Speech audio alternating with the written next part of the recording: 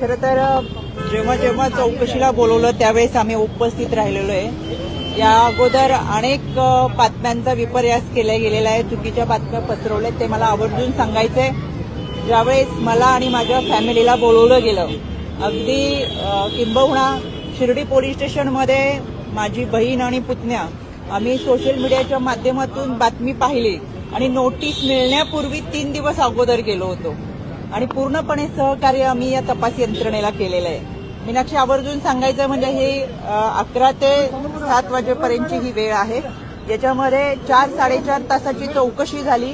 याच्यामध्ये जबाब नोंदवणं, टाईप करणं, लिहून घेणं, मधला लंच ब्रेक असा बराचसा काळ होता. पण त्यांचे जे काही प्रश्न होते त्या सगळ्या प्रश्नांची उत्तरं दिलेत आणि मी पहिल्या दिवशी जे सांगितलं होतं ते आजही सांगते. खरात प्रकरणामध्ये खराशी आमचा कोणताही आर्थिक व्यवहार नव्हता, कोणत्याही जमिनीमध्ये आम्ही पार्टनर नव्हतो. त्याच्यामुळे बाकीचे प्रश्न उद्भवत नाही. काय विचारले गेले होते, काय नेमके प्रश्न विचारले गेले होते? मला असं वाटतं सगळ्याच अहवालामध्ये जे काही पुढे तपास होईल त्या तपासामध्ये काय प्रश्न होते ते समोर येतील. खरं तर आर्थिक व्यवहाराच्या संदर्भातच प्रश्न होते, पण आर्थिक व्यवहारच कुठं नसल्यामुळे त्यांना काही बाकीचे प्रश्न उद्भवले नाही. एसआयटी आणि ईडीचे प्रश्न काही सेम होते का? असं काही एसआयटीचे प्रश्न वेगळे होते, ईडीचे प्रश्न वेगळे होते आणि या तपासाला त्यांना उत्तम प्रकारे आम्ही सहकार्य केले. इथून पुढेही कधी त्यांना सहकार्य लागलं आता अजून तसं काही सांगितलेलं नाही. प्रतिभाताई आणि त्यांच्या देखील यामध्ये ईडीची चौकशी झालेली आहे. काही बँकेमध्ये पैसे जे आहेत ट्रान्सफर झाल्याचं समोर आलेलं आहे, तर हा थेट व्यवहार आहे असं कळतंय. मी यापूर्वी सुद्धा एक फेसबुक पोस्टच्या माध्यमातून सांगितलं होतं, आज देखील आवर्जून सांगते.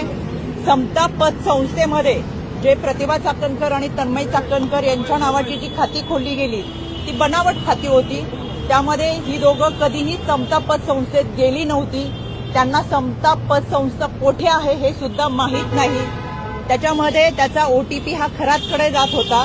त्या ठिकाणी या दोघांच्या सुद्धा या खात्यामध्ये कुठेही सह्या नव्हत्या आणि केवळ या दोघांचीच नाही तर जवळजवळ माझ्या माहितीप्रमाणे 125 ते 150 लोकांची बनावट खाती काढलेली आहेत.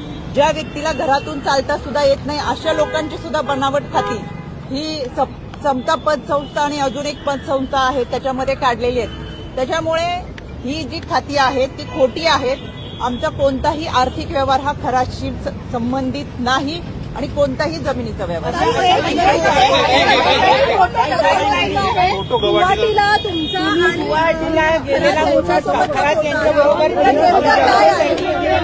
पहिली गोष्ट, गुवाहाटीचा जो फोटो तुम्ही पाहिलेला आहे त्याच्यामध्ये हा फोटो जो आहे तो माझ्या फॅमिली सोबत, खराची फॅमिली आहे. दुसरी माझ्या कुटुंबाने कधीही दर्शन केलेलं नव्हतं आणि त्यावेळेचा आमचा भाव असा होता की आपल्याला आपल्या गुरुबरोबर जर दर्शन करता आलं तो आध्यात्मिक भाव म्हणून आम्ही स्वतंत्र पुण्यावरून प्रवास करून गेलो होतो आणि तिथं सोबत आम्ही दर्शन घेतलं होतं. त्याच्यानंतरचा त्यांचा प्रवास त्यांच्या लोकांसमवेत होता. खरात अनेक लोकांबरोबर त्याच्या कुटुंबाबरोबर तिथे आलेला होता. त्याच्यामुळे आपण दर्शनाला अनेक ठिकाणी जातो, तो एक आध्यात्मिक भाव होता. 17 तारखेला अरेस्ट केल्यानंतर लक्षात आलं की तो आरोपी आहे. तोपर्यंत खरं तर आपण पाहताय अनेक क्षेत्रातील अनेक मान्यवर हे त्याला गुरु मानत होते, दर्शनासाठी जात होते. तीच आमची भावना होती आणि एक प्रामाणिक श्रद्धा आम्ही ठेवली होती. त्याच्यामुळे साहजिक तो एक श्रद्धेचा भाग होता.